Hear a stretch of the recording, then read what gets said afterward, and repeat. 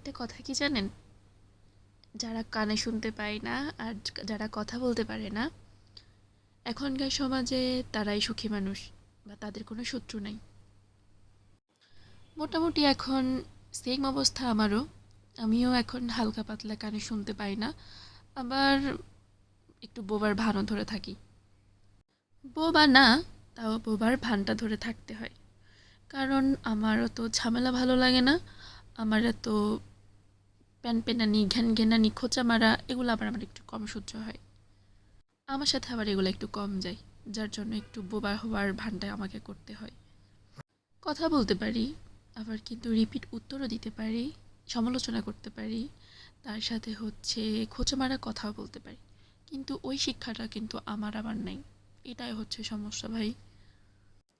সমাজে চলতে গেলে একটু আশেপাশের ঘেউ ঘেউ আসবেই, কিন্তু এগুলো আবার একটু যদি মাথায় নেই, কানে নেই, শারীরিক সমস্যা হবে, মানসিক সমস্যা হবে, অনেক সমস্যায় ভুগতে হবে। একটা কথা হচ্ছে, পকেটে ভাই টাকা নেই, ডাক্তার দেখাবে কে আমাকে আমি যদি এই সমস্যায় ভুগি?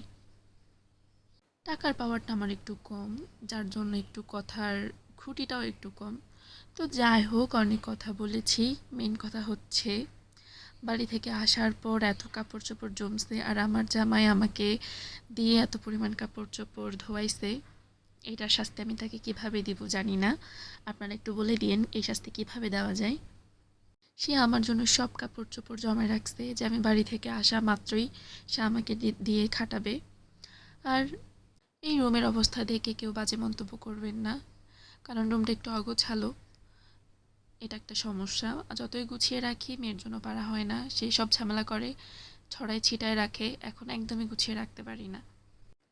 আর আমার এই কয়দিন ধরে এত পরিমাণ কাপড় চোপড় ধোয়া হয়েছে, সব কাপড় একসাথে দেখলে অনেক বেশি ভয় লাগে। তাও 2-3 দিন সময় লেগেছিল সবগুলো একসাথে ধোয়ার জন্য। সে অফিস করে এসে সব একসাথে রেখে দিবে, আসলে এটা স্বাভাবিক।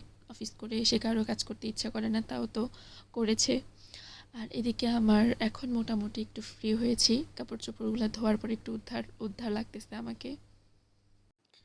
আর এদিকে ঝাড়ু দেওয়ার সময় দেখেন আমার কন্যা সামনে সামনে হাঁটতেছে। তার এখন খুব কাজ করার শখ, সে মার সাথে ঝাড়ু দিবে, ঘর মুছবে, সব করবে। একটা লক্ষ্মী মনে হয়েছে আমার। নিজের কাজগুলো আমার নিজের করতেই ভালো লাগে। আমার কাছে মনে হয় এত চারদিকে কান্না দিয়ে, এত গসিপ না করে, এত খোঁচা মারা কথা না বলে নিজের কাজ নিজে করাই উচিত। তাতে একটা শান্তি আছে, একটা মনে হয় ভগবানের কাছেও একটা তৃপ্তি লাগে যে না, আমার মনটা পরিষ্কার, অত মনের মধ্যে তো কুটনামি খুনসুটি নেই। এই বিষয়টা ভালো লাগে আমার। নিজের কাছে নিজের একটা আত্মতৃপ্তি। কে কী বলছে না বলছে এতদিকে ভেবে পড়ে থাকার মতো ইচ্ছাও আমার নেই। আমি আমার মতো ব্যস্ত থাকতে ভালোবাসি। আর এই যে আমার কন্যার আগামটা দেখেন, সে আমার সবগুলা টিপ ফেলে দিছে, সে নাকি দিবে। আর এখন আমার কি করা উচিত বলেন তো? সে এখন অনেক জেদি হয়েছে, বাড়ি থেকে আসার পর একটা কথাও আমার শোনে না। বকাও খাই, আমার হাতে মারও খাই। তো যাই হোক, একটা একটা করে তুলতেছি।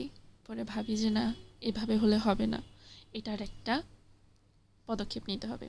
তো পরে এভাবেই তুলতে হয়েছে। ঘরে একটা ছোট বাচ্চা থাকলে আমাদের মাদের কি একটা যন্ত্রণা, তো সবাই জানেন। আপনাদের ঘরেও কি এমন হয় সেটা অবশ্যই জানাবেন।